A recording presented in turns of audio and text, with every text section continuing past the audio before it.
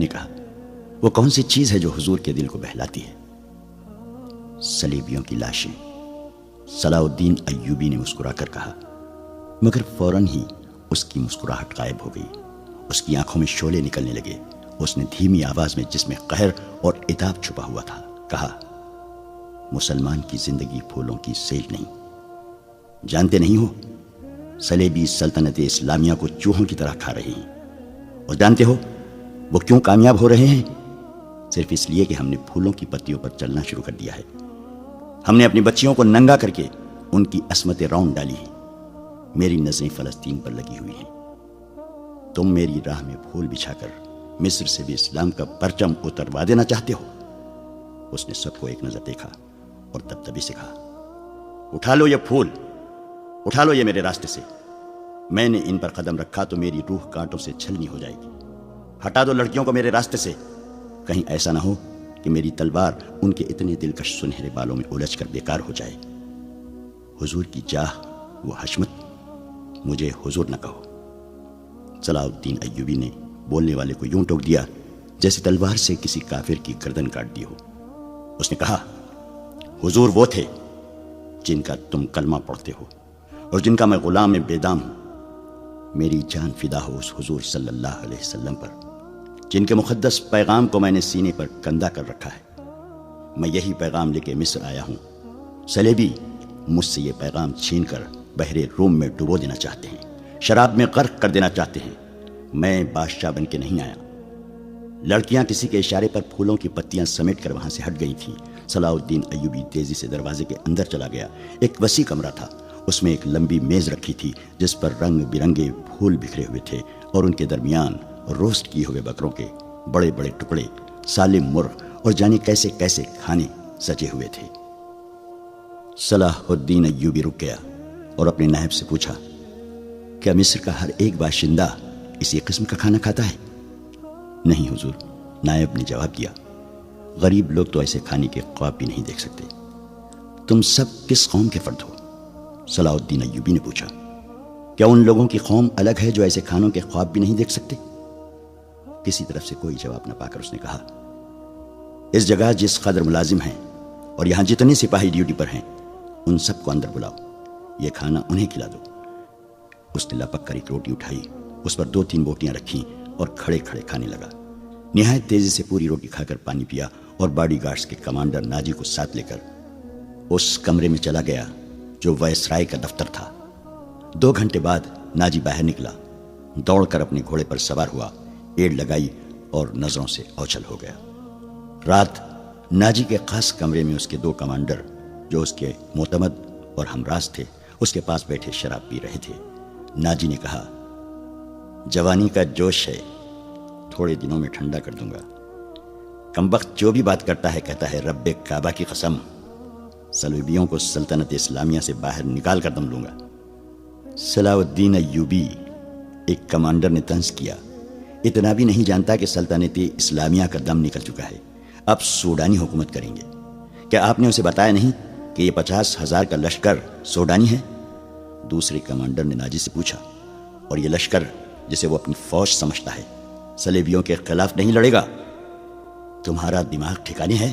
ناجی نے کہا، میں اسے یہ یقین دلانا چاہتا ہوں کہ یہ 50,000 سوڈانی شیر اس کے اشارے پر صلیبیوں کے پرخچے اڑا دیں گے۔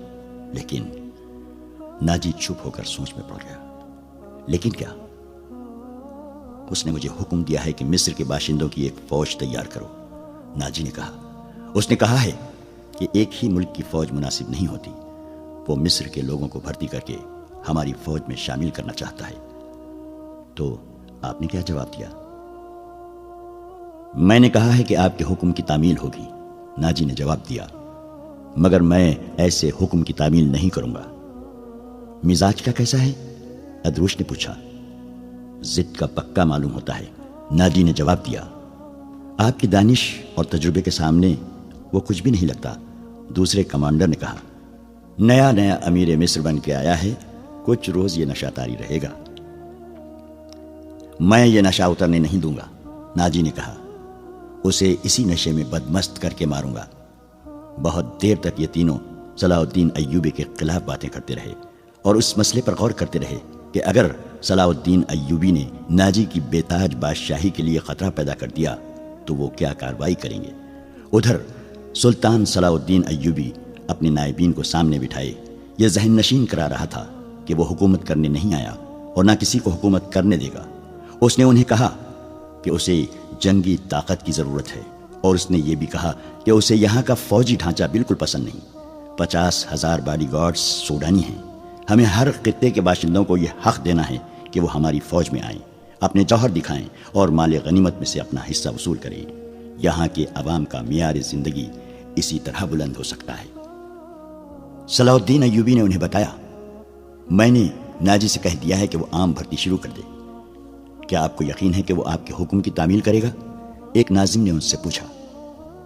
کیا وہ حکم کی تعمیل سے گریز کرے گا؟ وہ گریز کر سکتا ہے، ناظم نے جواب دیا۔ فوجی امور اسی کے سپرد ہیں، وہ کسی سے حکم لیا نہیں کرتا، اپنی منوایا کرتا ہے۔ صلاح الدین ایوبی خاموش رہا، جیسے اس پر کچھ اثر ہی نہ ہوا ہو۔ اس نے سب کو رخصت کر دیا اور صرف علی بن سفیان کو اپنے ساتھ رکھا۔ علی بن سفیان جاسوسی اور جوابی جاسوسی کا ماہر تھا۔ اسے صلاح الدین ایوبی بغداد سے اپنے ساتھ لایا تھا۔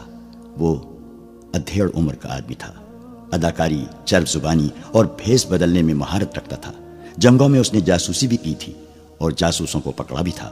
اس کا اپنا گروہ تھا جو آسمان سے تارے بھی توڑ لاتا تھا۔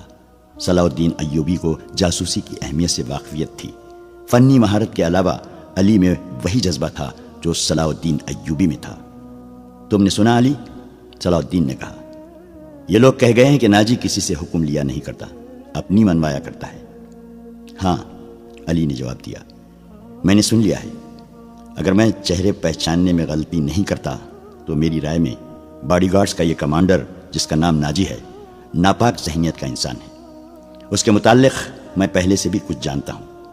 یہ فوج جو ہمارے خزانے سے تنخواہ لیتی ہے دراصل ناجی کی ذاتی فوج ہے۔ اس نے حکومتی حلقوں میں ایسی سازشیں کی ہیں جنہوں نے انتظامی ڈھانچے کو بہت کمزور کر دیا ہے۔ آپ کا یہ فیصلہ بالکل بجا ہے کہ فوج میں یہاں کے ہر خطے کے سپاہی ہونے چاہیے۔ میں آپ کو تفصیلی معلومات فراہم کروں گا۔ مجھے شک ہے کہ سوڈانی فوج ناجی کی وفادار ہے، ہماری نہیں۔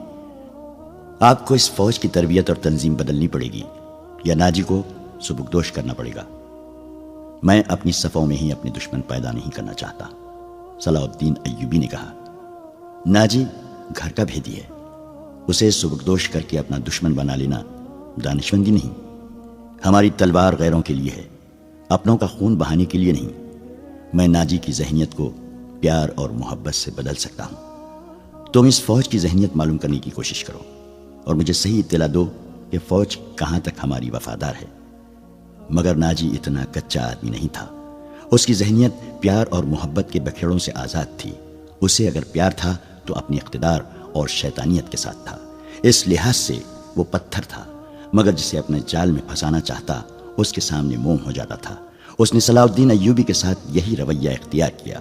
اس کے سامنے وہ بیٹھتا نہیں تھا، ہاں میں ہاں ملاتا چلا جاتا تھا۔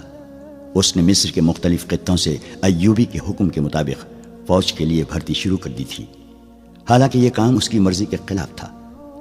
دن گزرتے جا رہے تھے، صلاح الدین ایوبی اسے کچھ پسند کرنے لگا تھا۔ ناجی نے اسے یقین دلایا تھا کہ سوڈانی باڈی گارڈز فوج حکم کی منتظر ہے اور یہ قوم کی توقعات پر پوری اترے گی۔ ناجی صلاح الدین ایوبی کو 2-3 مرتبہ کہہ چکا تھا کہ وہ باڈی گارڈز کی طرف سے اسے دعوت دینا چاہتا ہے اور فوج اس کے اعزاز میں جشن منانے کے لیے بےتاب ہے، لیکن صلاح الدین ایوبی مصروفیت کی وجہ سے یہ دعوت قبول نہیں کر سکا تھا۔ رات کا وقت تھا۔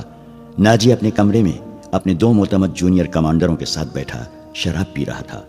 2 ناچنے والیاں سازوں کی ہلکی ہلکی موسیقی پر مستی میں آئی ہوئی ناگنوں کی طرح مسحور کن اداؤں سے رقص کر رہی تھیں۔ ان کے پاؤں میں گھنگرو نہیں تھے، ان کے جسموں پر کپڑے صرف اسی قدر تھے کہ ان کے صدر ڈھکے ہوئے تھے۔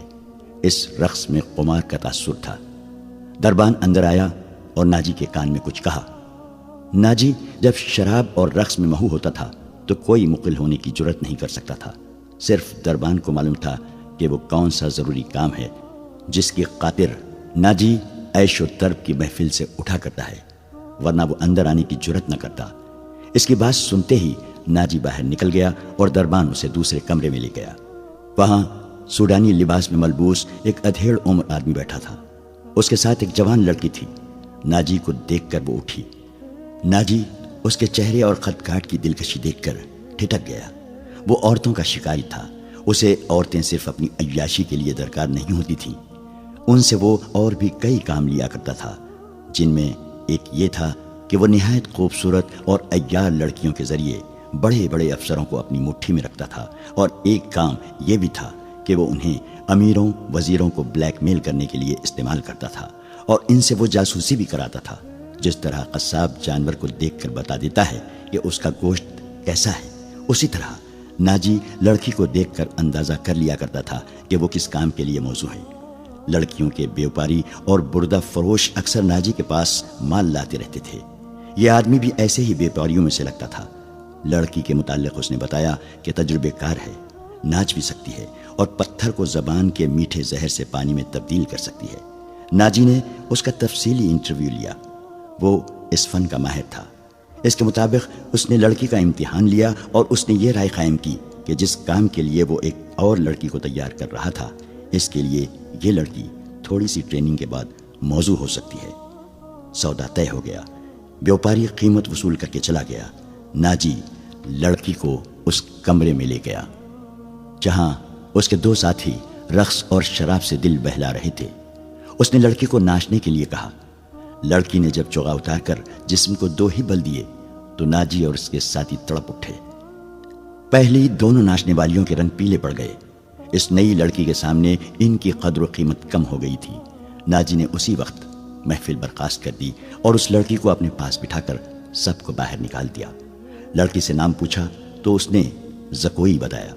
ناجی نے اسے کہا، زکوئی، تمہیں یہاں لانے والے نے بتایا تھا کہ تم پتھر کو پانی میں تبدیل کر سکتی ہو۔ میں تمہارا یہ کمال دیکھنا چاہتا ہوں۔